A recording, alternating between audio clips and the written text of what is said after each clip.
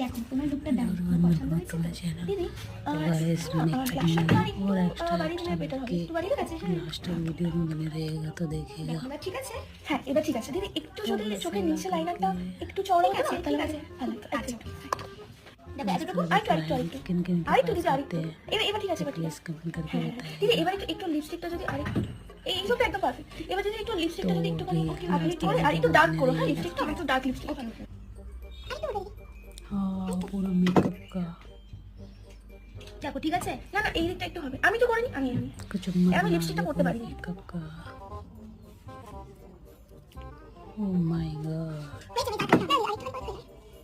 क्या मेकअप है, चामुंडा है मेकअप।